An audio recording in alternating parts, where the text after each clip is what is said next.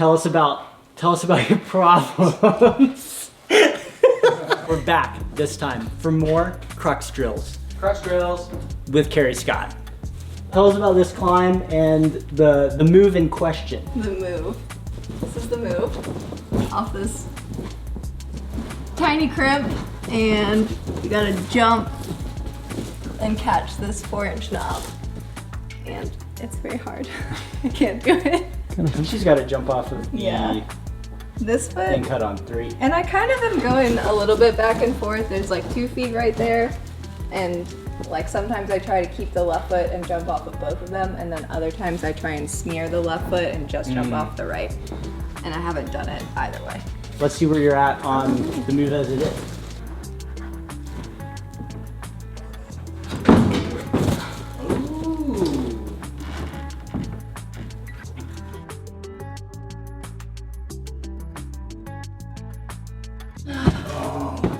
That's a sick move. It's hard. Yeah.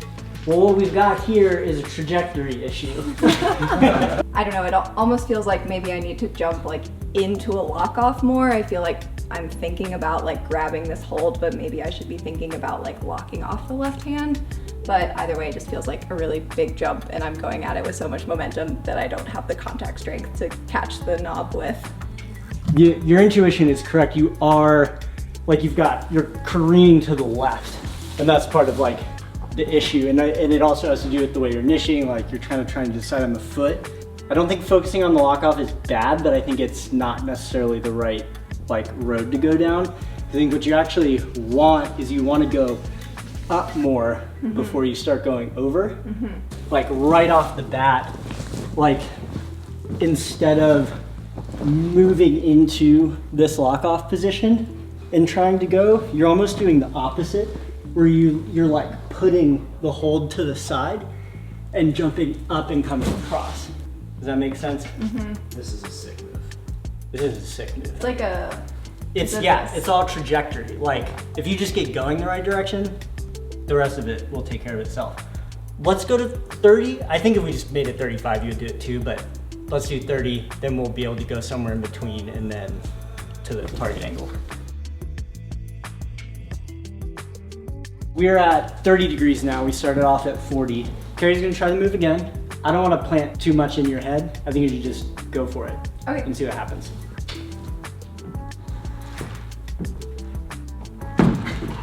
Boom. Sick. That was awesome. Okay, so I want you to just do it exactly like that again, but really pay attention to what your left foot does as you initiate the move. Because what? Yeah, I know, but that's what I mean. Like I think that's a big part of it, because you just have this foot over to the right, like, and we decided that part of the issue here is we need to go up before starting to go left. Yeah. And so one of the only things that can get you, like you can kind of push on this hold, the left hand a little bit more, you can kind of flick off the start hold, you can pull a little with the right foot, but a lot of what is actually going to guide you through space in the middle of the move is going to have a lot to do with where your left foot is flagging on the wall and where it does that little push. Okay. Like that's what's going to start your rotation and start you going left. Okay. Yeah, give it another whirl.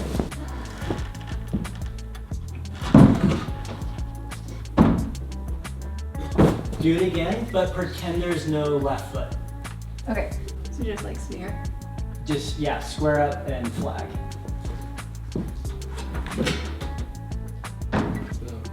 That's what's up. We moved the wall to 30 instead of 40, and the move definitely feels a lot easier.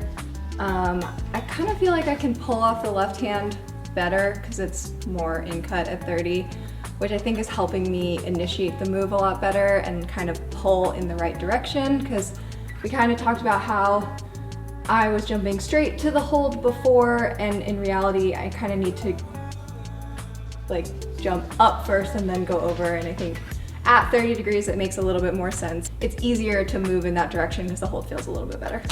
All right, now we're gonna move to 35, do the same thing. Now we're at 35, and Kerry's gonna do it again. So just smear, ignore the left foot. Ignore the left foot. I mean, when you do the boulder, you're gonna want it down there because that's what you want to do the first move, but I think it seems like you're hesitant, and every time you take your left foot off and flag it, but you do it at a different time every time and in a different place every time. And so I think if you ignore it at first to learn the move, you'll start to realize like that feeling and where you want to square up and post that left foot to get the right trajectory so that when you take it off, you know where to put it. Okay. Let's go.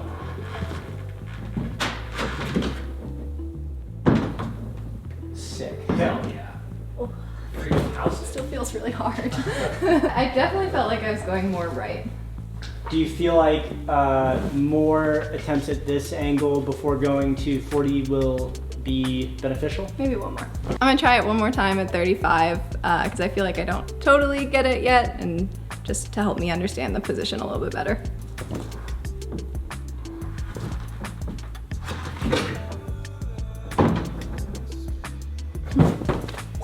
We're going all the way to 40.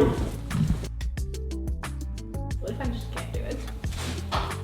That's okay too, but you can. You got this, Kerry. Just do it. A little more boost, a little more up. That was way better than your initial attempts, though. Yeah. You just want to arrive there with a slightly more bent elbow. You can increase the amount of time that you are in contact with that hold before you fall off of it if you arrive there with a bent elbow and can be grabbing it as your arm straightens versus like getting it here and just having that. So. Did I talk at the camera? It definitely felt like my best attempt. I think I held on to it for just a little bit longer, but still didn't do it. Do you understand better the trajectory issue having completed the move multiple times on slightly less steep angles? Yeah. Like I understand a little bit more that I'm starting by going to the right, kind of. Like I want to be pulling this way so I can go up and around instead of just before I was like jumping straight to it and just kind of like flying off the hold. Come on.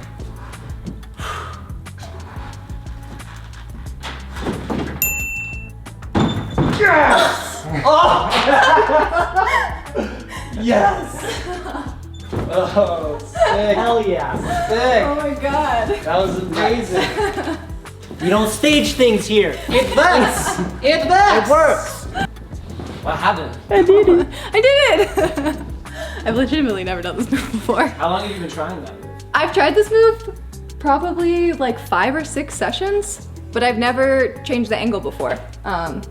And I don't think I've ever really thought about like the fact that my body position was wrong. I just chalked it up to like my contact strength wasn't good enough. And so I like would try the move and just be like, I'm not strong enough, I'm not strong enough. But in reality, like I am strong enough, I was just doing it wrong.